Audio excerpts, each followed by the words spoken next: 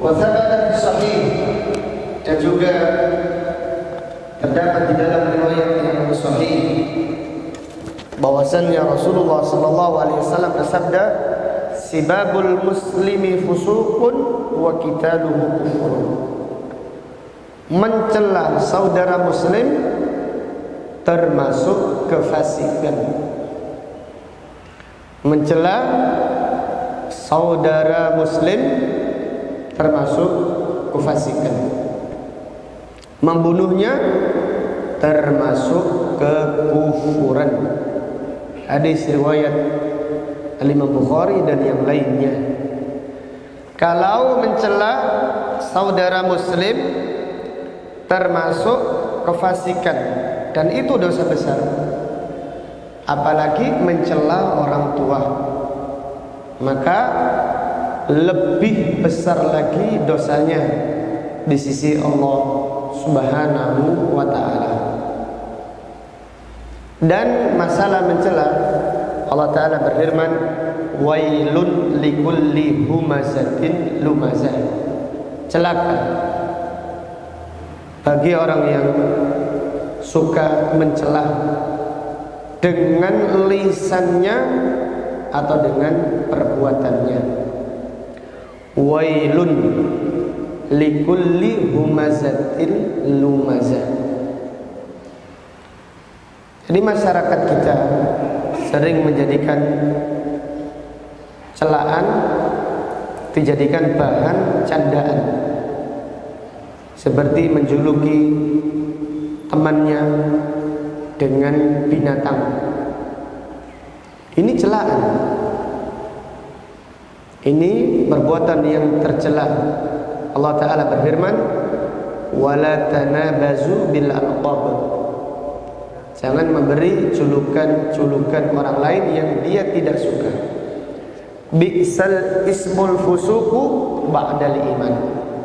Sungguh buruk nama yang fasik setelah iman. Wa man lam yatub fa ulaika humul zalimun. Dan siapa yang tidak bertaubat, maka dia termasuk orang-orang yang zalim. Di antara masyarakat kita, terutama pemuda-pemuda, memanggil temannya dengan nama hewan. Iya. Contohnya apa yang banyak yang sering di masyarakat kita? Hah?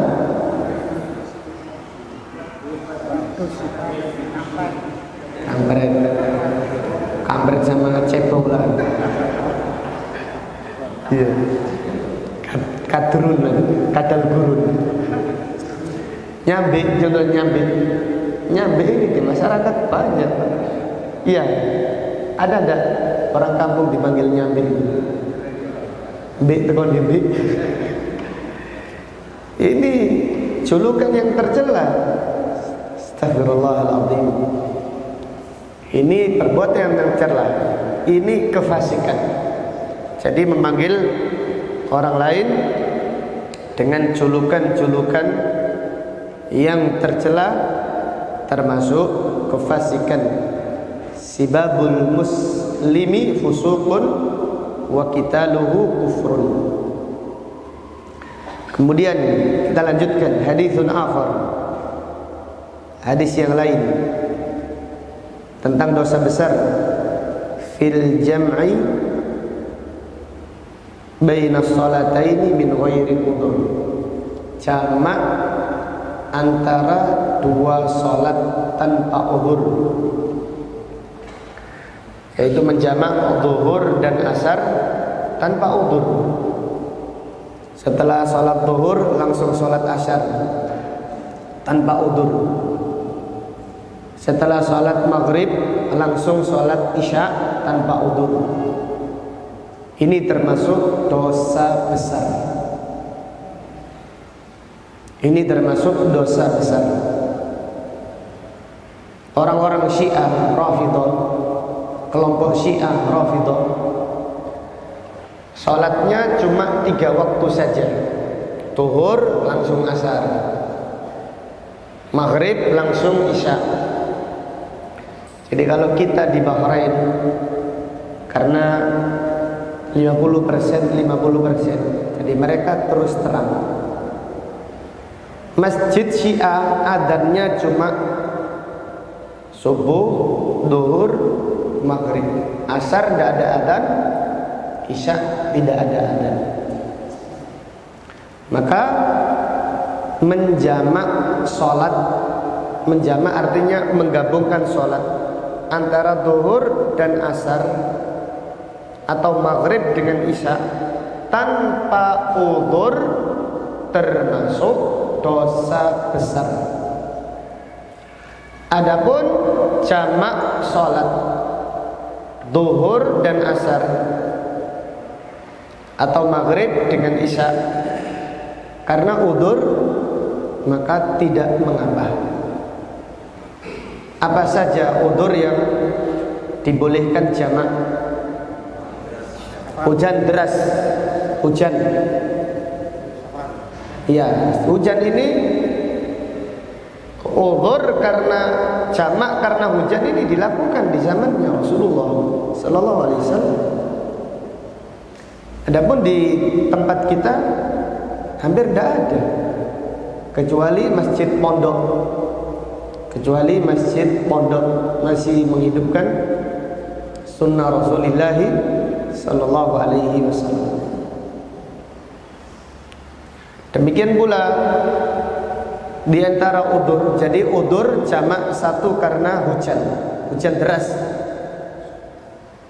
Ini tidak mengapa menjamak antara maghrib dengan isya, terutama maghrib dengan isya. Kemudian yang kedua karena apa? Safar. Kita sedang safar, tidak mengapa kita menjamak seperti yang lalu, tak tahu hari yang Senin yang lalu atau Kamis yang lalu, kita ke Kediri, sholat duhur di sana sampai di sini 3:30. Kita sholat duhur sekaligus sholat apa? Asar jamak. Karena udzur, karena kita musafir, jamak dan qashar. Jamak sekaligus apa? Qashar. Kemudian di antara udzur untuk jamak yaitu sakit. Sakit. Orang yang sakit perlu istirahat. Tidak mengapa setelah sholat duhur langsung sholat asar, supaya dia bisa istirahat dengan tenang, supaya cepat pulih. Demikian pula setelah sholat maghrib langsung sholat isya. Ini tidak mengapa bagi orang yang sakit dan juga bagi orang yang ada udzur syar'i. Adapun yaitu menjamak sholat tanpa udzur termasuk dosa besar. Diriwayatkan Ibnu Abi Hatim dari Abu Qatadah Al-Adawi, ia berkata, Quri'a alaina kitabu Umar, telah dibacakan kepada kami kitabnya Umar. Isinya kitabnya Umar, minal kabair, termasuk dosa besar, menjamak bainas salataini ay bi ghairi udhr, menjamak dua salat tanpa udzur.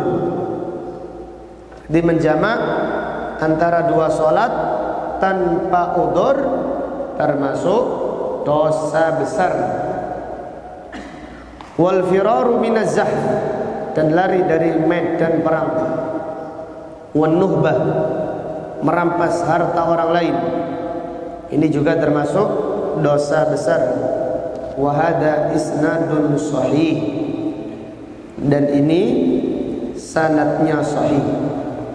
Kemudian Al-Imam Ibnu Katsir berkata, apabila menjamak antara dua salat duhur dan asar, maghrib dan isya tanpa udzur termasuk dosa besar. Apabila menjamak salat duhur dengan salat asar tanpa udzur, atau menjamak antara salat maghrib dan isya tanpa udzur termasuk dosa besar. Fama dhannuka bitarkis salati bil kulliyah. Lalu bagaimana dengan orang yang meninggalkan salat? Jadi kalau menggabung salat tanpa udzur, menjamak salat tanpa udzur dosa besar.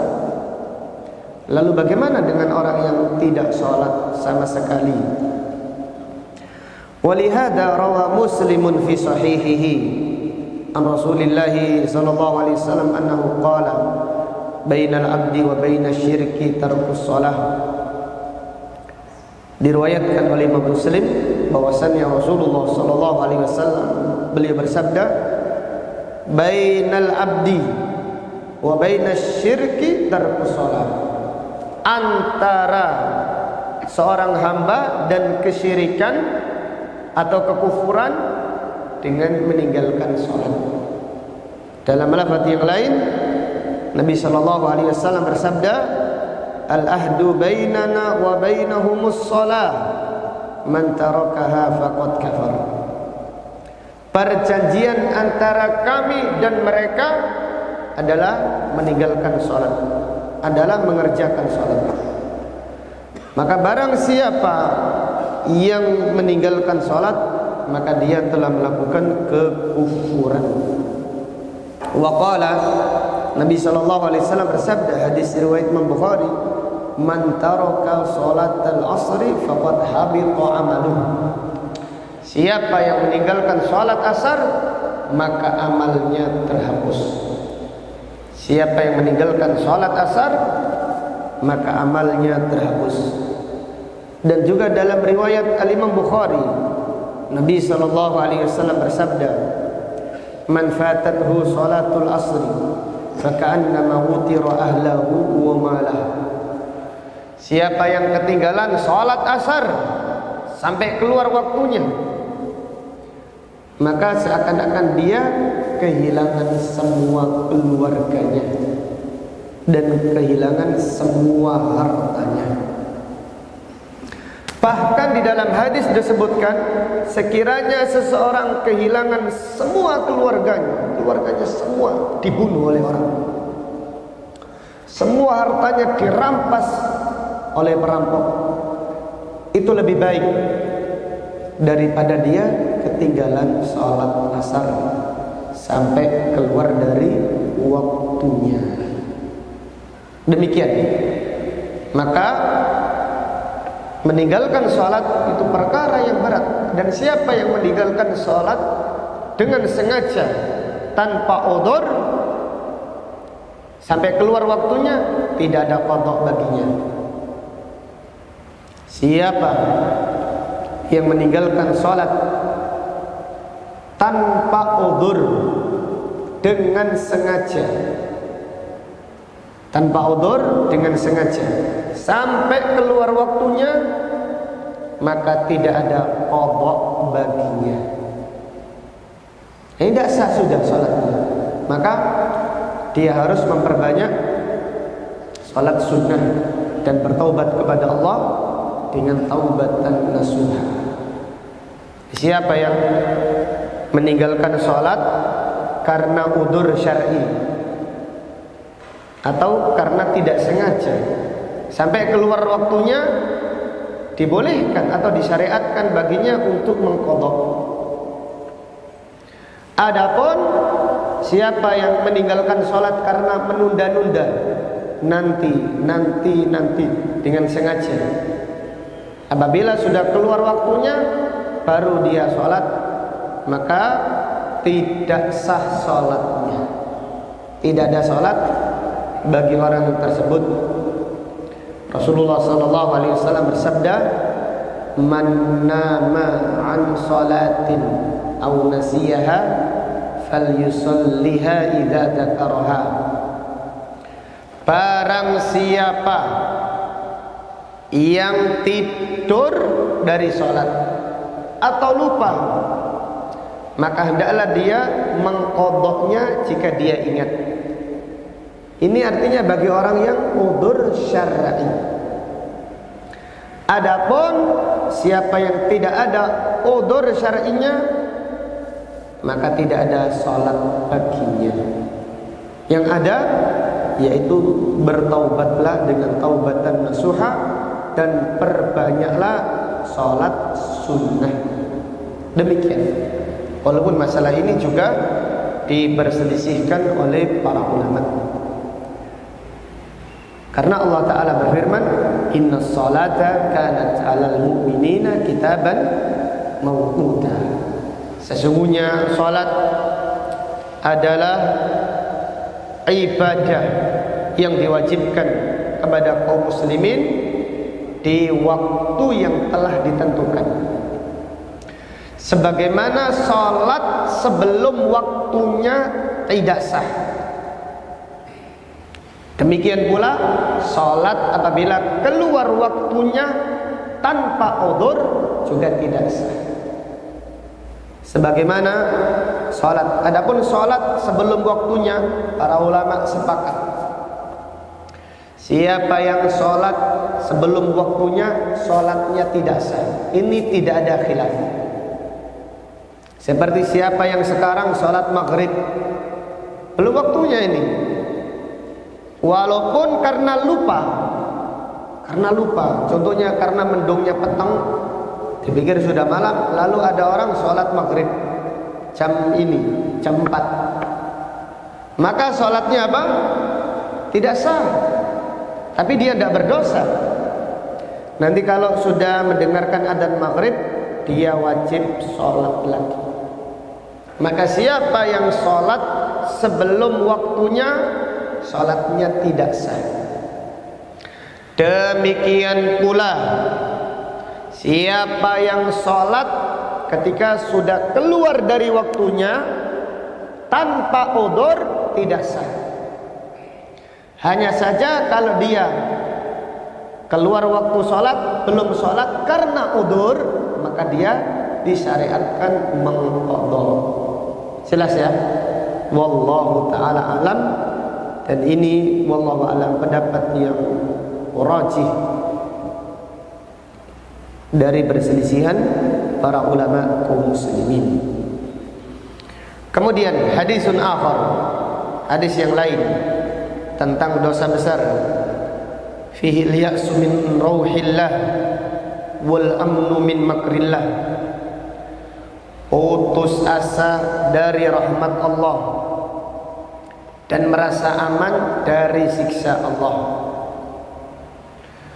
Putus asa dari rahmat Allah. Ini termasuk dosa besar. Yaitu pelaku dosa besar, pelaku maksiat yang semakin menumpuk maksiatnya lalu mengatakan, tidak mungkin saya ini diampuni Allah. Maka dia merajalela dengan maksiatnya karena putus asa dari rahmat Allah. Maka putus asa dari rahmat Allah termasuk dosa besar. Demikian pula orang yang melampaui batas beribadah kepada Allah dengan rasa takut saja. Takut saja, tidak ada harapan. Ini orang yang dikhawatirkan akan terjerumus perbuatan yang dia akan putus asa dari rahmat Allah. Takut terus, takut kepada Allah. Takut kepada Allah itu terpuji. Tetapi kalau melampaui batas, jadinya apa? Tercela.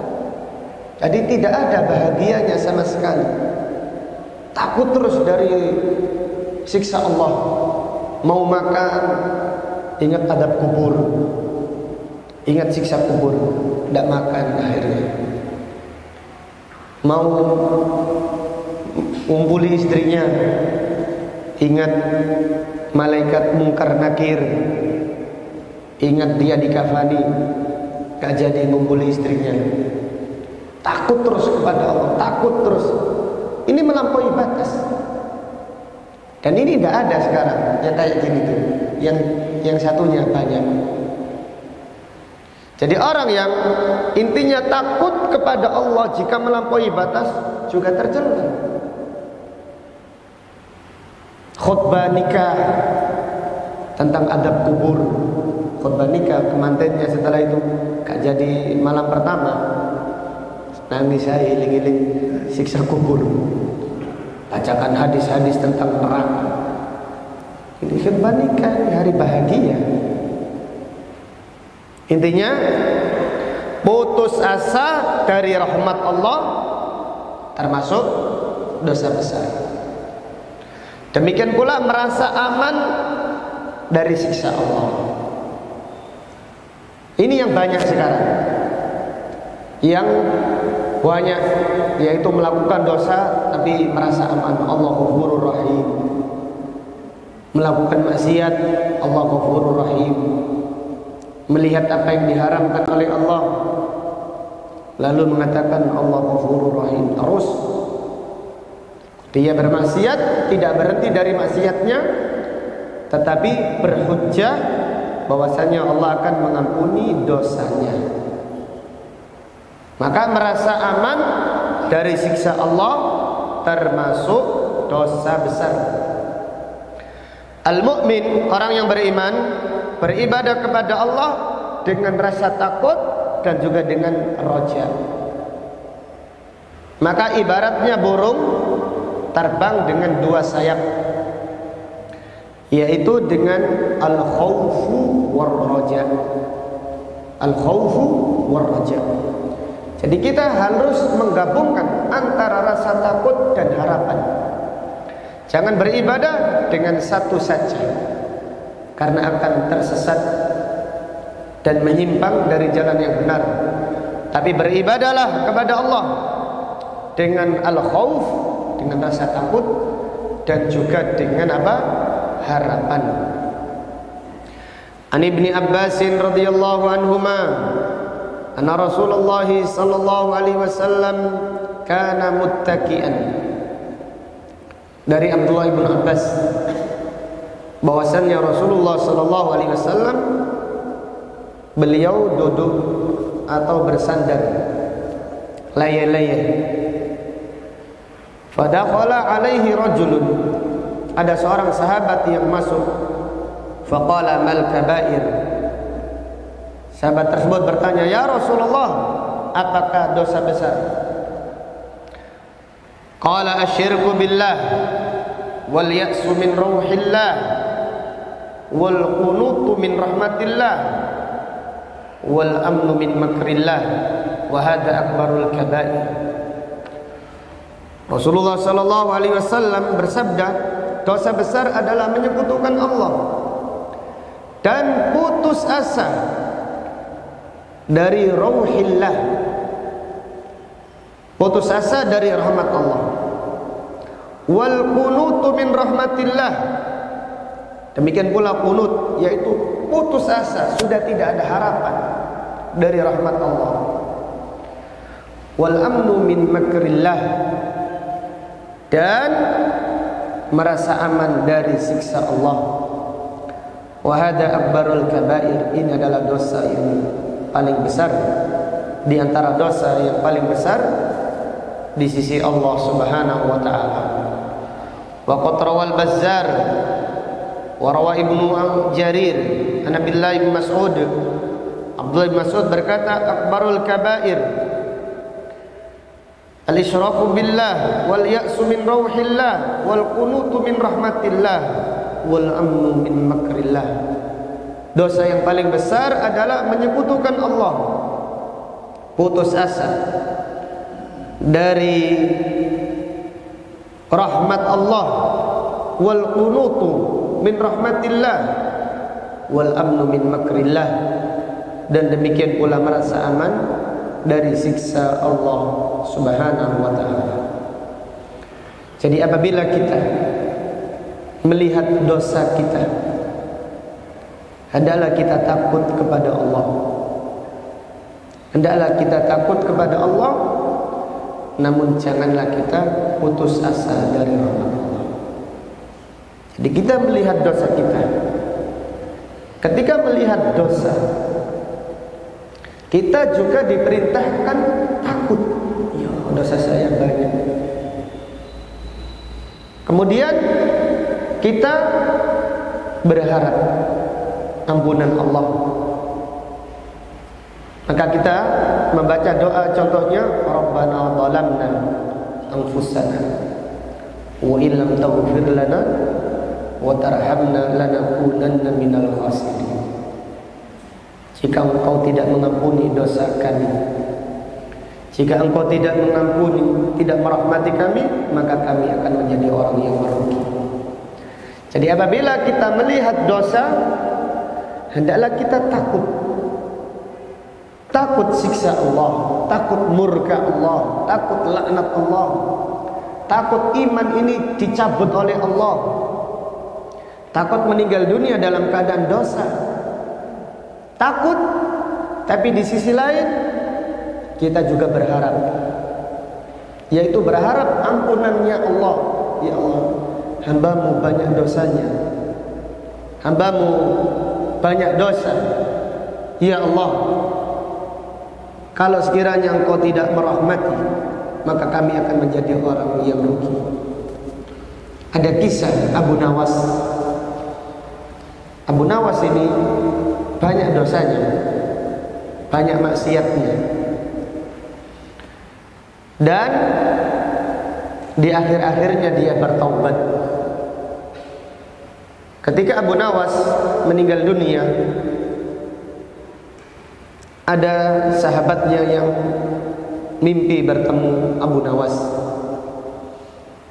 Maka sahabatnya bertanya, "Wahai Abu Nawas, apa yang kamu jumpai setelah engkau meninggal dunia?"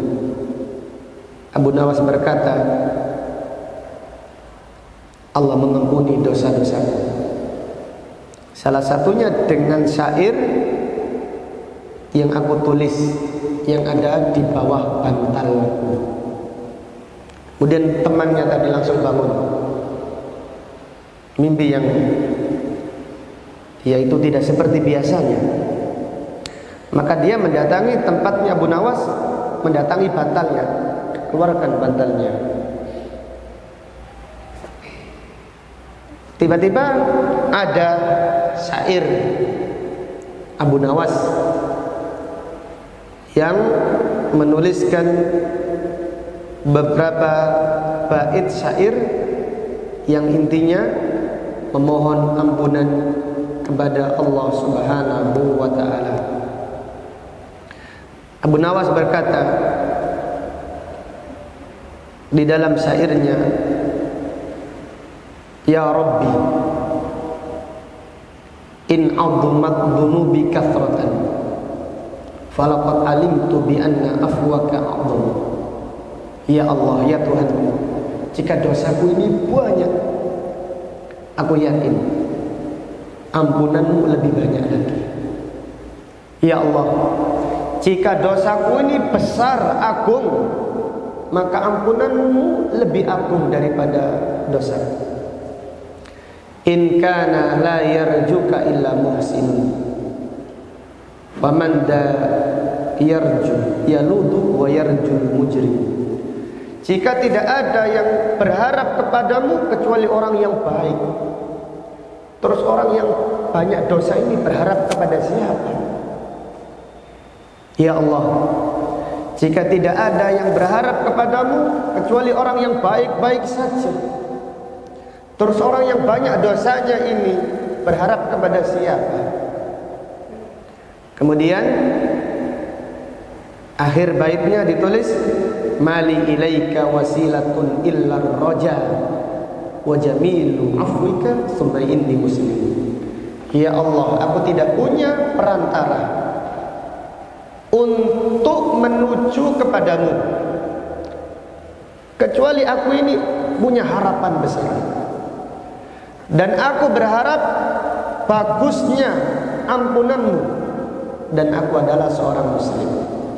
Mali ilaika wasilatun illa raja wa jamilu afwika thumma inni muslim. Ini syair yang masyhur. Ini syair yang terdapat riwayatnya. Adapun yang masyhur ini wallahu a'lam. Ilahi lastul firdausi ila ahla ini wallahu a'lam. Tapi ini masyhur juga dari Abu Nawas. Demikian. Intinya, kalau kita melihat dosa, hendaklah kita takut, namun juga apa? Berharap. Jelas ya? Jangan hanya takut saja lalu putus asa dari rahmat Allah. Seperti pelaku-pelaku maksiat yang sudah terlanjur banyak maksiatnya, tidak bisa berhenti karena diantaranya putus asa dari rahmat Allah. Orang kayak saya ini pasti masuk neraka. Ada seorang yang baik sekali kepada saya, orang Turki. Ya, saya berdoa semoga Allah memberi taubat, memberi petunjuk kepadanya. Baik sekali. Saya ingatkan, nasihati, wahai saudara, kamu ini baik sama saya, jazakallahu khairan. Saya minta dengan harap, ayo kita sholat 5 waktu. Dia terus terang gini, Ahmad Jamil, saya ini banyak dosa. Saya yakin kalau meninggal dunia saya akan di neraka jahanam. Tidak boleh putus asa. Ini namanya apa? Putus asa dari rahmat Allah Subhanahu wa ta'ala. Kemudian, jika kita melihat amal soleh, apa yang kita lakukan? Sama, ketika melihat dosa, kita takut, kita berharap. Ketika melihat amal, juga takut dan juga berharap. Jangan hanya kita melihat amal harapan saja. Enggak, juga takut kita. Hendaklah takut. Kita ngaji, kita sholat tepat waktu. Takut jangan-jangan Allah tidak menerima amal kita. Takut jangan-jangan amal ini bukan karena Allah. Takut yaitu amal ini kurang ikhlas, kurang maksimal. Takut menjadi orang yang ujub. Tapi di sisi lain berharap supaya amal diterima oleh Allah Subhanahu wa ta'ala. Nabi Ibrahim alaihissalam mencontohkan kita. Setelah membangun Masjidil Haram, beliau berharap dan beliau takut. Beliau berdoa, Rabbana taqabbal minna innaka antas samiul alim. Ini harapan. Wa tub alaina innaka antat tawwabur. Ini rasa takut. Menunjukkan takut. Jadi kita ketika beramal jangan hanya berharap saja. Hendaklah kita menggabungkan antara rasa takut dan juga apa? Harapan. Takut amalnya tidak diterima. Takut menjadi orang yang ujub dengan amalnya. Takut yaitu amalnya kurang maksimal, tidak sesuai sunnah. Demikian. Bukan malah selesai beramal melihat harapan, melihat dia saudara baik. Allah Ta'ala berfirman, "Fala tuzakku anfusakum wa a'lamu biman ittaqa." Janganlah kalian menganggap diri kalian sudah suci, dan Allah Maha tahu siapakah orang-orang yang bertakwa. Maka kesimpulannya, putus asa dari rahmat Allah termasuk dosa besar, dan aman dari siksa Allah juga termasuk dosa besar. Lihatlah firman Allah Subhanahu wa ta'ala surat Az-Zumar. Allah Ta'ala berfirman, surat Az-Zumar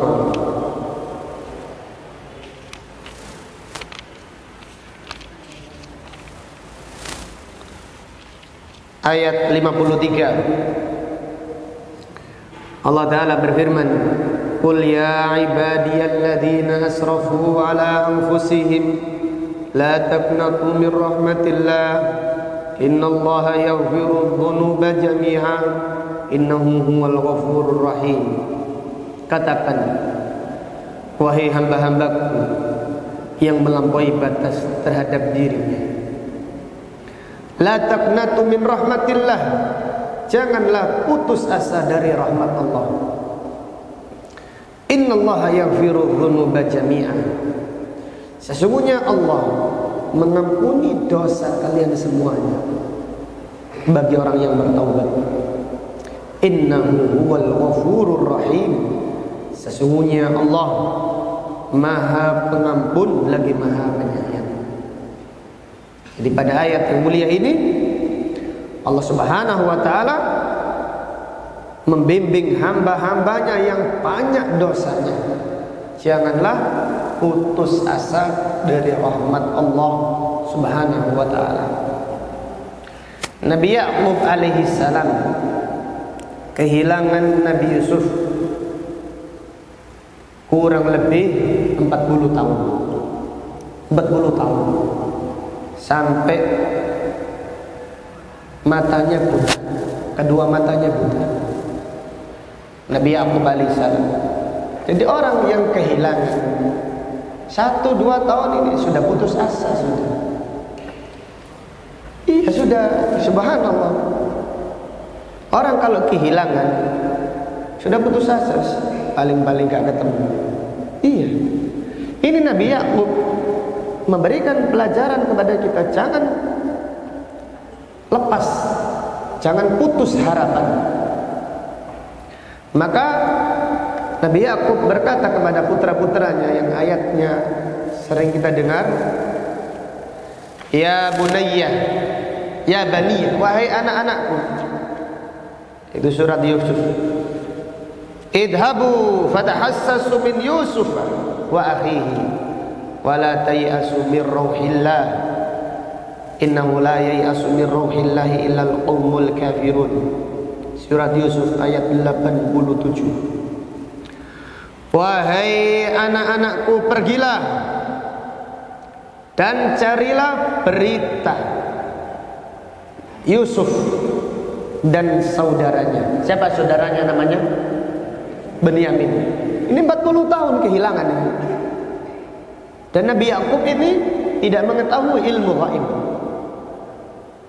Wahai anak-anakku, pergilah, carilah berita tentang Yusuf dan saudara. Wala tayasu min rauhillah. Janganlah putus asa dari rahmat Allah.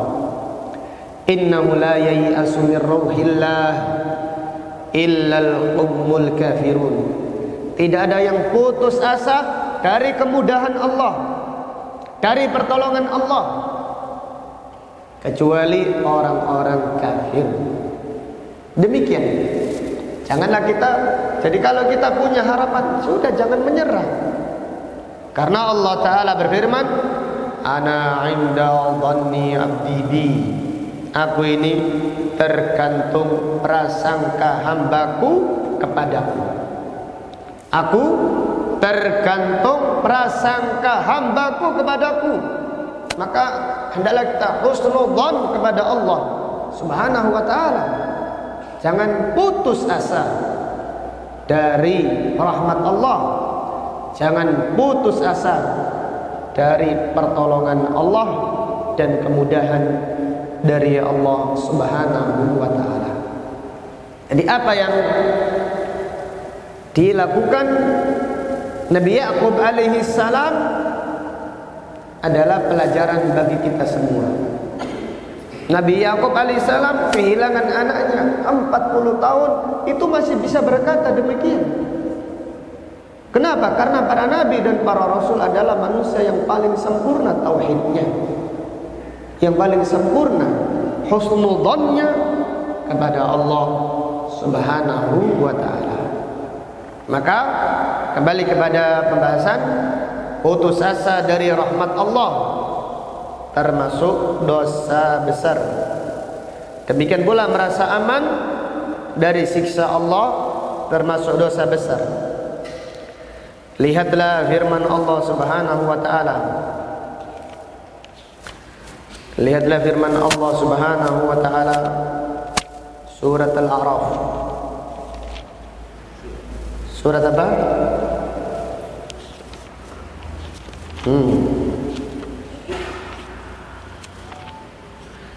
Surat Al-A'raf ayat 97. sampai dengan ayat 99. Surat Al-A'raf ayat 97 sampai dengan ayat 99. Allah Ta'ala berfirman, Afa amina ahlul qura an ya'tiyahum ba'suna bayatan wa hum naimun. Apakah penduduk negeri merasa aman dari datangnya siksa kami di malam hari ketika mereka tidur? Wa amina ahlul qura an ya'tiyahum ba'suna duhan wa hum yal'abun. Apakah penduduk negeri merasa aman dari datangnya siksa kami di waktu pagi sedangkan mereka bermain-main? Afa aminu makrallah, apakah mereka merasa aman dari siksa Allah? Fala ya'manu makrallahi illal qawmul khasirun. Dan tidak ada seorang pun yang merasa aman dari siksa Allah kecuali orang-orang yang merugi. Dan azab Allah apabila datang bukan menimpa orang-orang yang takut, tapi menimpa orang-orang yang merasa aman dari datangnya siksa Allah Subhanahu wa ta'ala. Maka apabila kita banyak amal, banyak ilmu atau banyak ibadah, maka ilmu kita, amal kita, ibadah kita yang diterima oleh Allah Subhanahu wa ta'ala menjadikan kita semakin takut kepada Allah, bukan malah merasa aman dari siksa Allah Subhanahu wa ta'ala. Maka sungguh merugi. Jadi kalau kita bertambah amal, bertambah merasa aman, ya kita merugi. Orang itu bertambah amal, bertambah rasa takutnya kepada Allah Subhanahu wa ta'ala. Jangan merasa aman dari siksa Allah Subhanahu wa ta'ala. Maka Allah Subhanahu wa ta'ala menyebutkan ciri hamba-hambanya yang mulia, disebutkan di dalam surat Al-Mu'minun ayat 60 dan ayat 61. Allah Ta'ala berfirman, walladzina yu'tuna ma atau wa qulubuhum wajilah annahum ila rabbihim raji'un ulaika yusari'una fil khairat wa hum laha sabiqun. Dan orang-orang yang bersungguh-sungguh di dalam mengerjakan kebaikan serta mendekatkan diri kepada Allah dengan amal soleh, baik salat, zakat, puasa atau amal-amal yang lain. Mereka bersungguh-sungguh, namun hati mereka takut. Ay wa hum khaifuna alla yataqabbalallahu minhum infaqahum. Mereka takut amal mereka tidak diterima oleh Allah. Wa hum khaifuna alla yataqabbalallahu minhum infaqahum wa a'malahum salihah idza raja'u ilaihi yaumal qiyamah. Jika mereka kembali kepada Allah pada hari kiamat. Ulaika yusari'una fil khairat. Mereka itulah orang-orang yang bersegera. Mereka itulah orang-orang yang berlomba-lomba mengerjakan kebaikan, bersegera di dalam mengerjakan kebaikan. Wa hum laha sabiqun. Dan mereka adalah orang yang berlomba-lomba melewati yang lain di dalam mengerjakan kebaikan. Ya, di surat Al-Mu'minun ayat 60 dan 61 yang mengajarkan kepada kita apabila kita bertambah ilmu, bertambah amal, hendaklah bertambah rasa takut kita kepada Allah Subhanahu wa ta'ala. Bukan merasa sudah dijamin surga, bukan merasa sudah menjadi wali Allah, bukan merasa sudah diampuni dosanya oleh Allah Subhanahu wa ta'ala. Tidak demikian. Maka janganlah merasa aman dari siksa Allah Subhanahu wa ta'ala walaupun banyak amal yang kita kerjakan. Kemudian Al-Imam Ibnu Katsir menyebutkan di sini pernyataan ulama, di antara dosa besar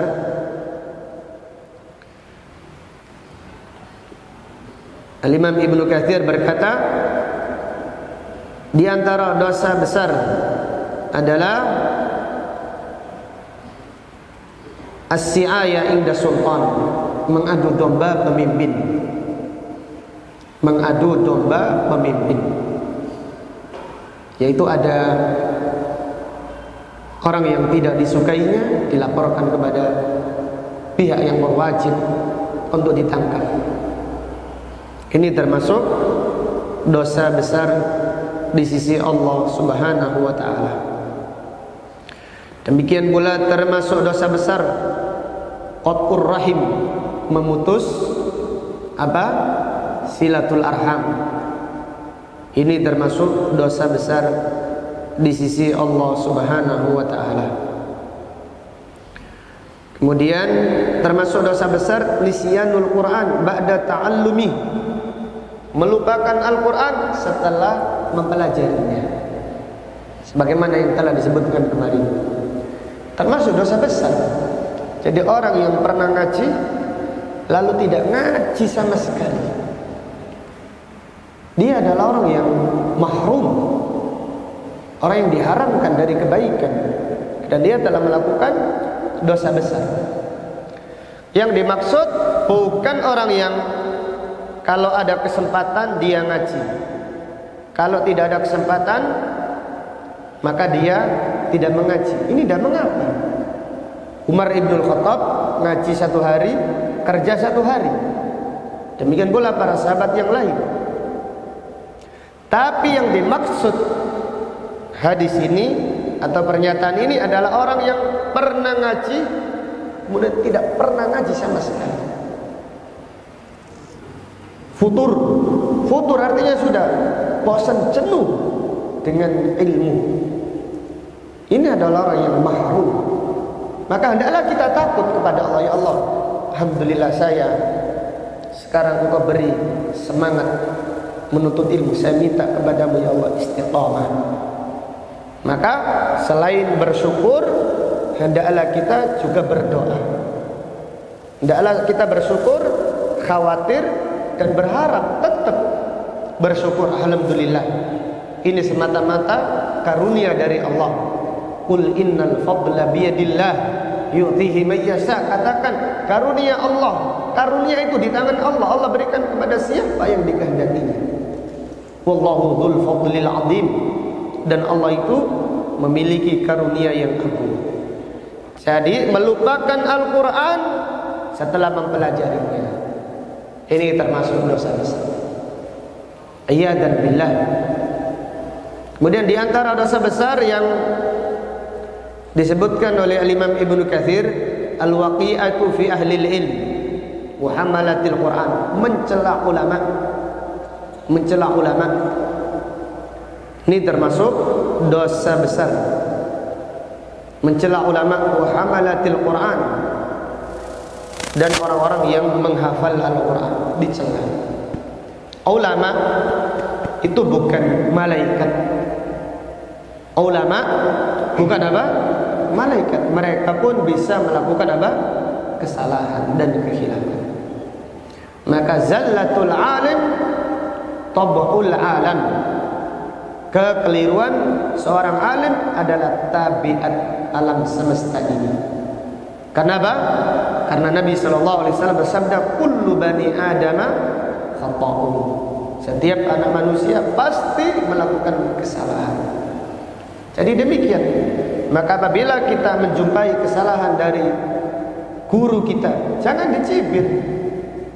Ada seorang ustadz contohnya sholat terlambat, nggak kita mencibir, ustadz modelnya banyak dulu sholat terlambat. Jangan ya, bisa jadi dia ketiduran, bisa jadi dia ini, bisa jadi kita ini kalau terlambat, ayo kita mencibir diri kita. Ya Allah, kenapa saya terlambat? Bukan orang lain yang kita Ustadz terlambat, saya gak ngaji nang Ustadz yang terlambatan sholatnya. Jangan. Jelas ya? Jangan seperti itu, karena Ustadz itu tidak sempurna. Kekurangan yang satu disempurnakan dengan kelebihan yang lain. Pasti ada kekurangannya. Demikian, jangan fanatik. Jangan fanatik dengan satu guru. Belajar yang penting kepada seorang guru yang istiqamah di atas manhaj sunnah. Demikian. Jelas ya? Maka mencela ulama, mencela ahlul ilmu yang mereka pagi, siang, malam sebelum subuh bersama hadis, bersama Al-Quran, kita mencelanya. Maka para ulama mengatakan apabila ghibah itu makan daging seseorang, apa ghibah itu seperti makan daging, maka menghibah ulama ibaratnya makan daging yang beracun. Luhumul ulama masmumah, dagingnya para ulama itu beracun. Maka janganlah kita menghibah atau mencela mereka.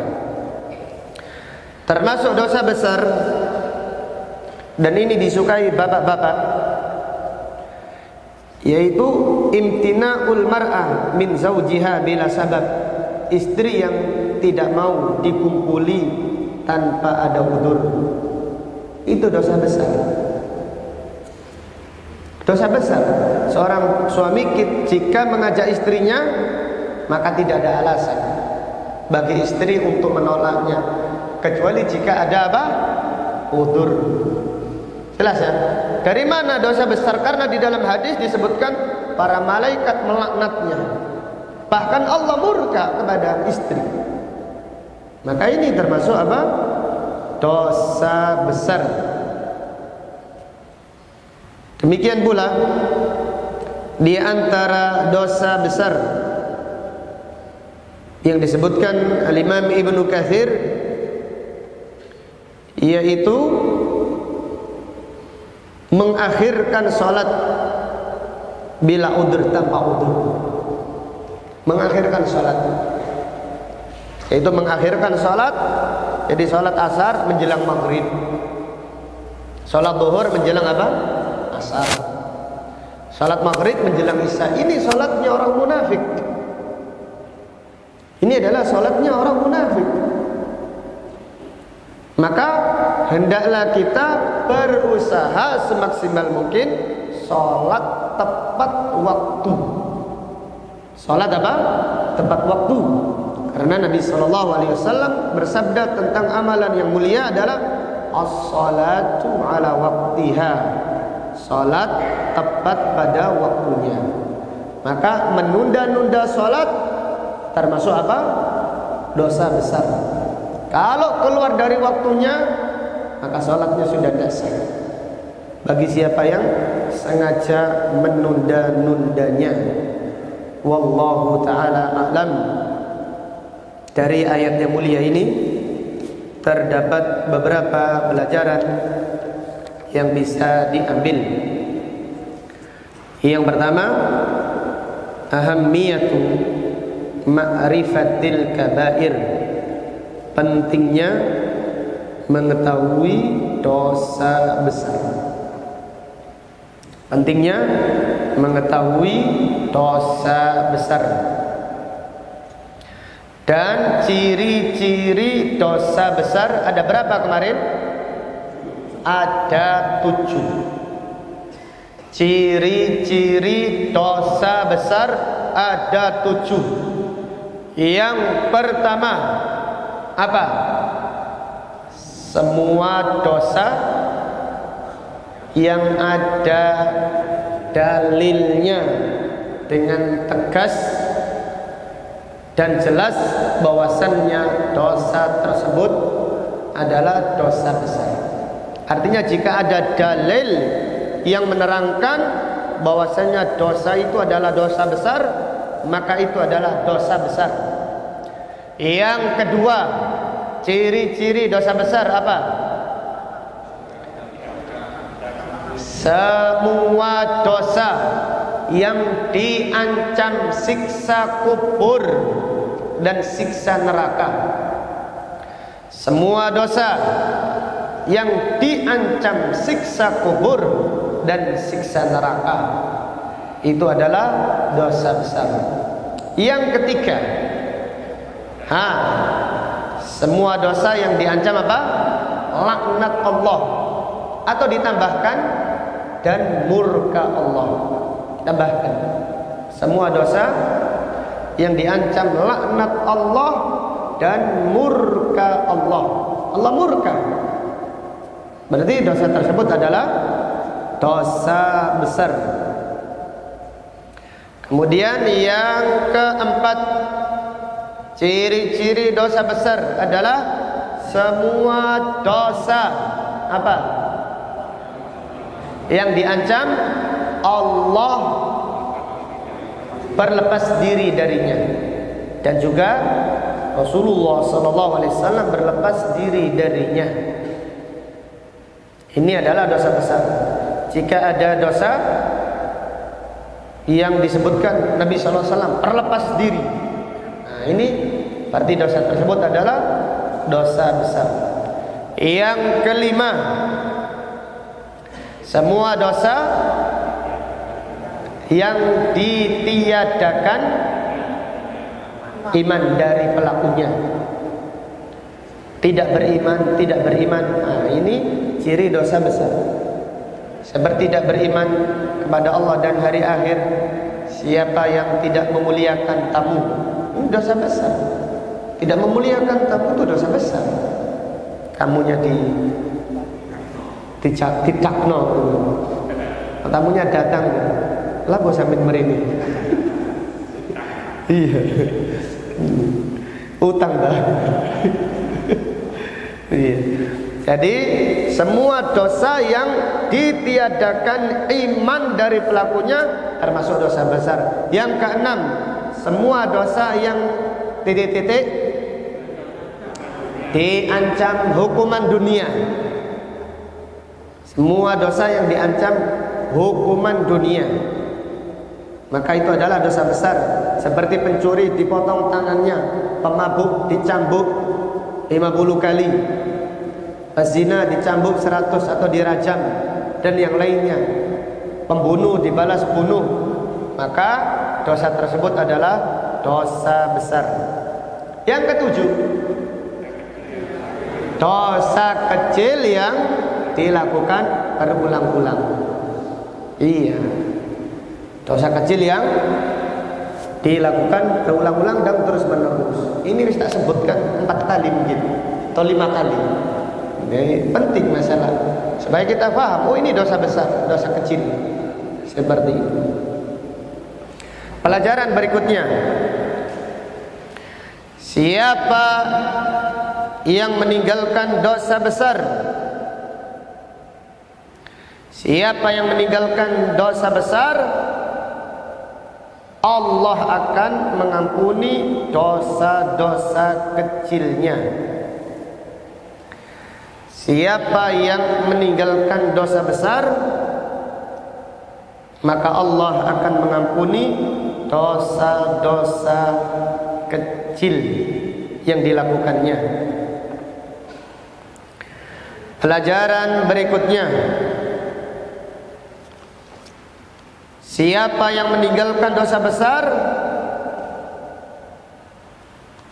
dia dijamin pasti masuk surga. Siapa yang meninggalkan dosa besar, dijamin pasti masuk surga. Kemudian pelajaran berikutnya, pelaku dosa besar dibawa kehendak Allah. Pelaku dosa besar tahta masyiatillah. Pelaku dosa besar dibawa kehendak Allah. Jika Allah menghendaki, maka Allah mengampuninya. Dan jika Allah menghendaki, maka Allah menyiksanya di neraka.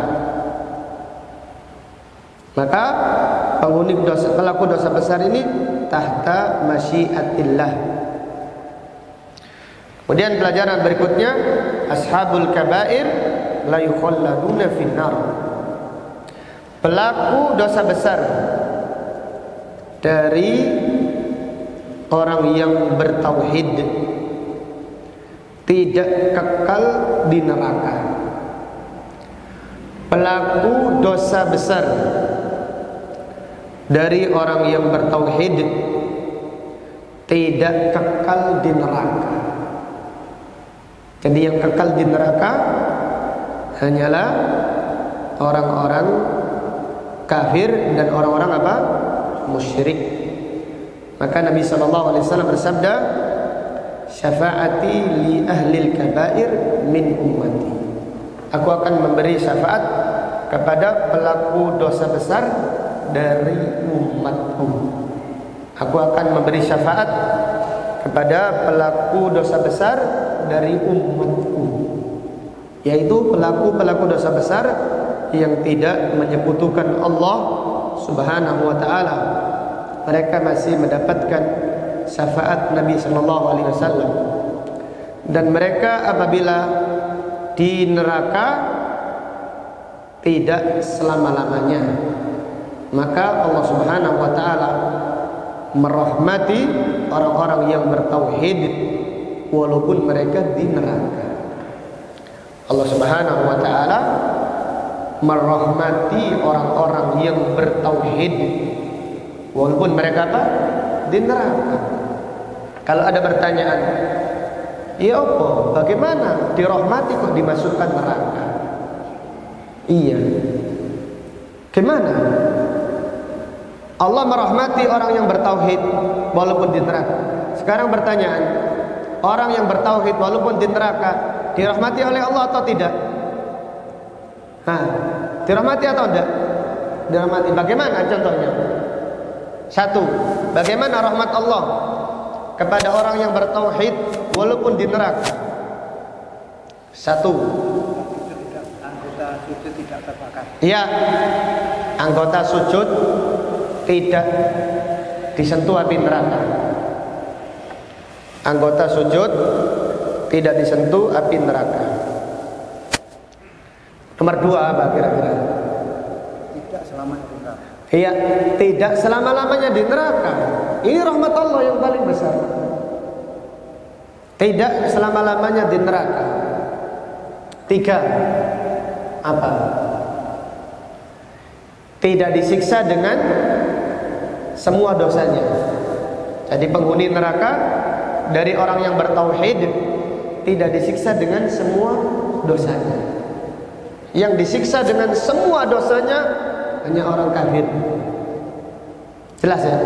Sebagaimana yang disebutkan di dalam hadis tentang masalah ini. Kemudian yang keempat, apa rahmat Allah kepada orang-orang yang beriman di neraka? Yaitu mereka dimatikan di neraka, disiksa sampai mati. Kalau sudah mati tidak dihidupkan lagi. Adapun orang kafir, Allah berfirman, la yamutu fiha wa la yahya. Disiksa sampai mati, mati hidup lagi. Ini orang kafir. Berdasarkan hadis yang diriwayatkan oleh Imam Muslim. Jadi orang-orang yang beriman kalau di neraka disiksa Allah sampai mati. Kalau sudah mati tidak merasakan siksa, tidak dihidupkan lagi sampai menunggu dikeluarkan dari neraka. Kemudian yang keberapa sekarang? Keenam ya. Yang kelima yaitu apa? Apa kira-kira? Yaitu orang yang beriman yang bertauhid di neraka itu kecil, maksudnya kecil. Diriwayatkan kecilnya sampai seperti timun. Bahkan di dalam riwayat seperti biji sawi, kecil. Nanti dibakar sampai hangus, mengecil. Iya. Adapun orang kafir itu raksasa. Gigi taringnya seperti apa? Gunung Uhud.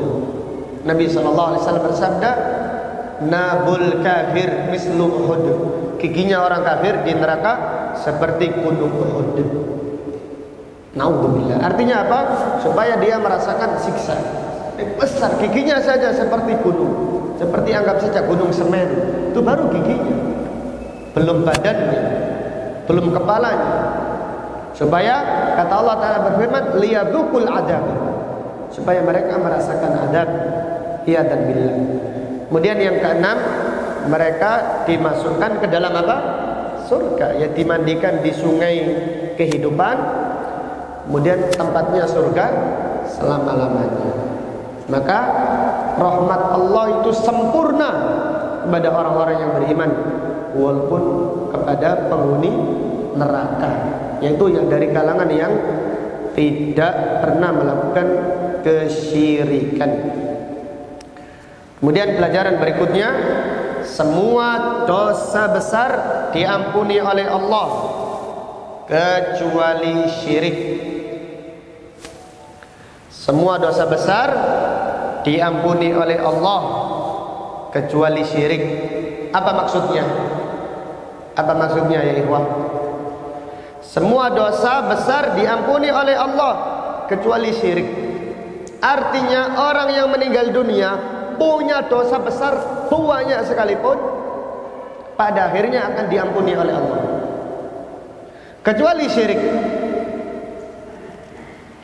Artinya bagi yang meninggal dunia punya banyak dosa, masih ada kesempatan mendapatkan ampunan oleh Allah walaupun belum bertaubat. Jelas ya? Adapun orang yang meninggal dunia melakukan kesyirikan, maka dia tidak akan diampuni oleh Allah Subhanahu wa taala. Allah Taala berfirman, "Innallaha la yaghfiru an yushraka bih." Allah tidak mengampuni dosa orang-orang yang berbuat syirik. Artinya Allah tidak mengampuni orang yang berbuat syirik, meninggal dunia belum bertaubat. Adapun orang di dunia banyak melakukan kesyirikan, kemudian bertaubat kepada Allah, diampuni Allah tidak?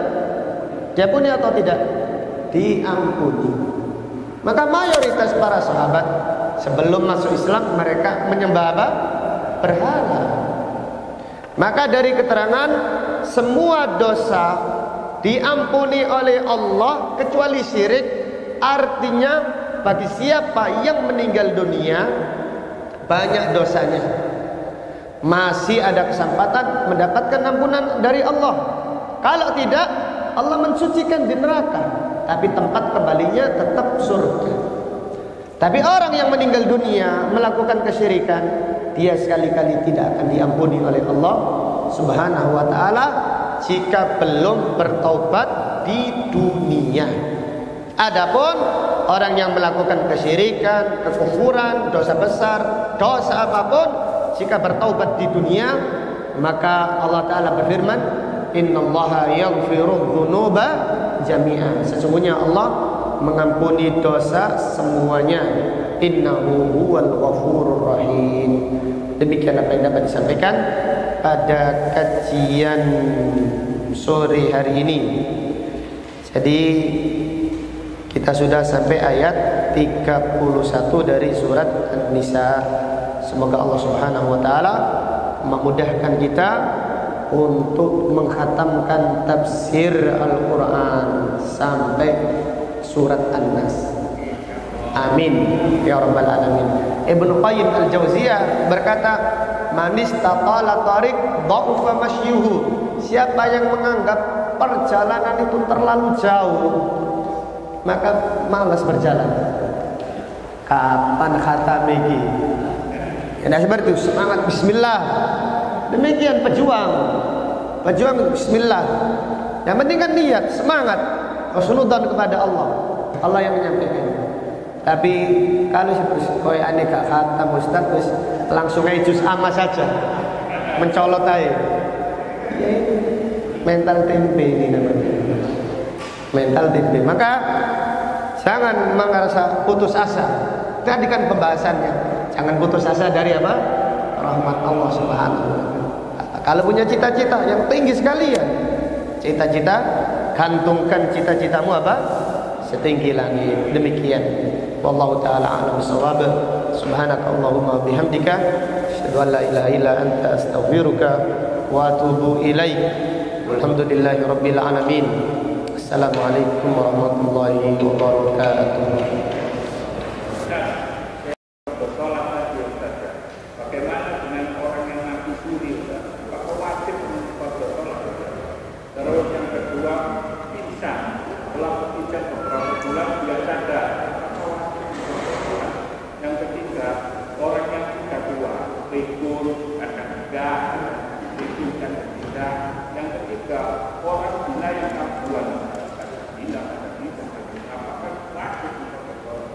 Iya, orang yang kritis, orang yang koma katakan ya, apakah dia wajib mengqadha salatnya? Kalau dia sadar, iya wajib. Iya, kalau dia komanya masih ya katakan ya itu komanya beberapa hari saja, 1-2 hari, wajib mengqadha. Tapi kalau komanya tahunan gitu, Allah Ta'ala berfirman, la yukallifullahu nafsan illa wus'aha. Koma 1 tahun kan ada. Koma 1 tahun, koma 2 tahun. Bahkan ada orang, subhanallah, di Arab itu. Jadi ada orang koma semenjak anaknya lahir, semenjak istrinya hamil sampai dewasa. Berapa tahun ini? Katakan 17 tahun. Sadar. Gimana mengqadhanya? 17 tahun, sholat terus ya. Sholat hari ini, tahun ini, qadha ini. Allah Ta'ala berfirman, la yukallifullahu nafsan illa wus'aha. Kalau pingsannya yaitu komanya karena kecelakaan 1-2 hari, qadha. Lalu sudah tahun-tahunan, insyaallah Allah mengampuni. Sudah gugur kewajibannya. Demikian. Iya, demikian pula orang yang gila. Orang gila gimana? Adapun orang tua yang pikun, ya diingatkan sholat saja. Orang tua yang pikun diingatkan sholat. Kalau dia lupa, maka Allah mengampuni dia karena sudah pikun. Demikian. Wallahu ta'ala a'lam bishawab. Alhamdulillahirabbil alamin. Assalamualaikum warahmatullahi wabarakatuh.